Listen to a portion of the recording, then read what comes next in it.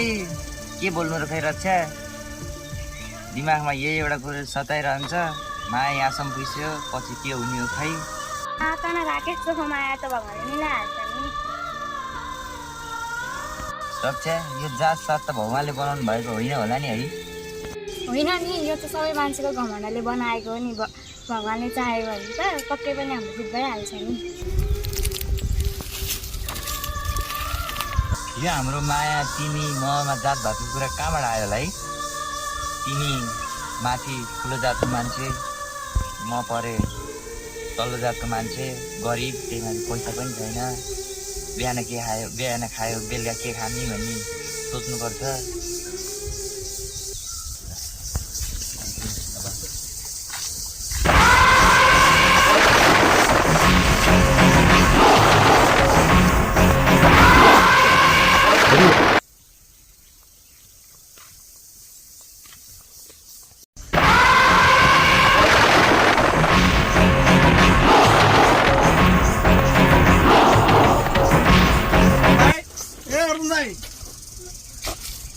के भयो किन चिच्याउँदैछ चाहिँ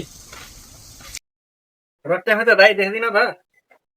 हो अघि डोको बोकेर घाँस काट्न गएको जस्तो लाग्यो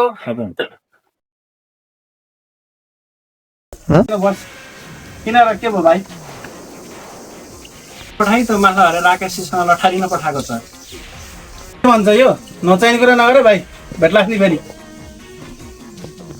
म माथिबाट आउँदा त यही आँखाले देखायो राकेशको बहिनी पहिला बसिरहेको थिएँ विचार गर्नु है नकाट्ने ल म यही भन्न आयो अहिले चाहिँ म गएँ ल के रहेछ म बुझाउँला चिन्ता नलिनु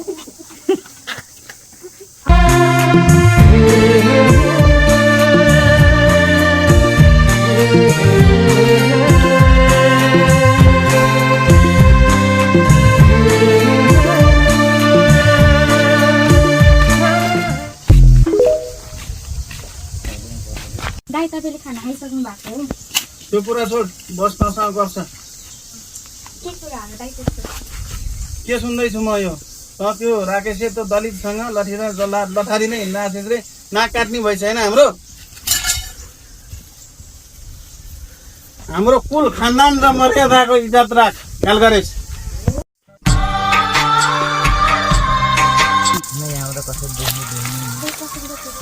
दाइ घरमा पनि हुनुहुन्न थियो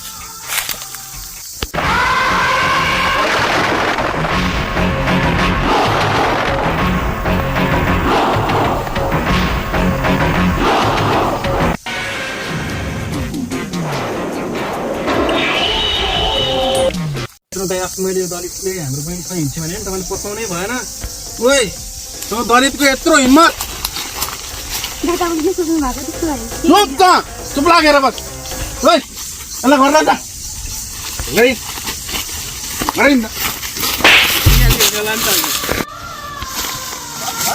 त्यही उसले केही पनि नभन्नु उसको केही पनि गल्ती छैन के अरे मैले देखेँ मेरो आफ्नै आँखाले देखेको छु तेरो यत्रो हिम्मत दलित भनेर नभन्नु दाइ के भनिस् रे यस्तो दलित भएर मेरो बहिनी भित्राउने सोच्दैछस् त बाँच्दैनस् आज ओए केटा ठोक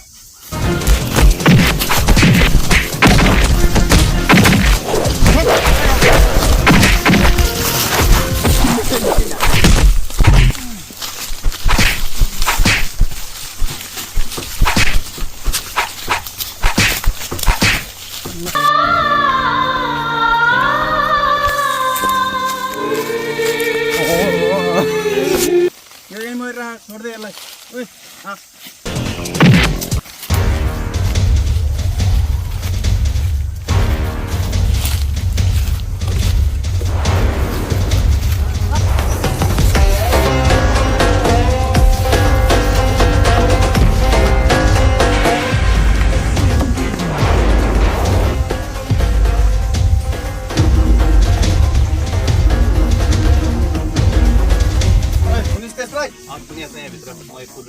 नछोड त्यसलाई खुलेर राख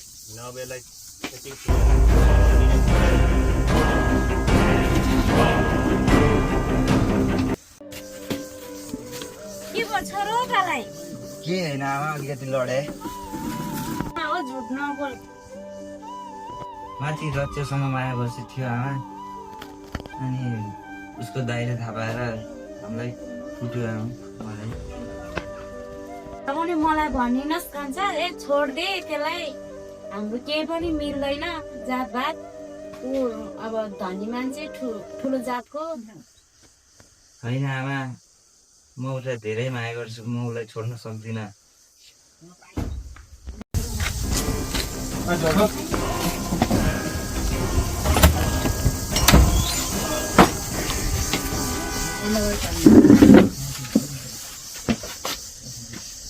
ओइ अब त्यसलाई बिर्सिदे मैले त्यसलाई ठेगान लगाइसकेँ नै हाम्रो माया चाहिँ त्यति धेरै कमजोर छैन नि हामी जबसम्म बाँचिरहन्छौँ तबसम्म हाम्रो माया बाँचिरहन्छ नि ल त्यसो भए त्यसलाई म अब आज खतमै गरेर आउँछु ओइ हिँडकेटा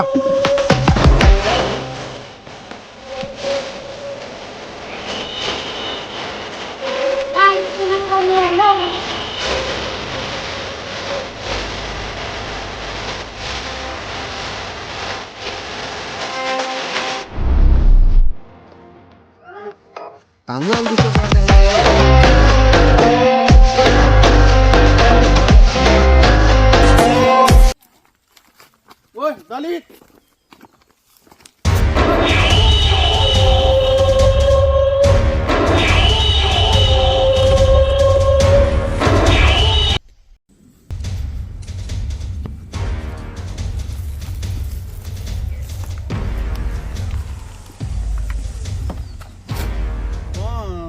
बाँचुन्जेल हाम्रो इज्जत नरहने भयो अब आज तेरो अन्तिम दिन हो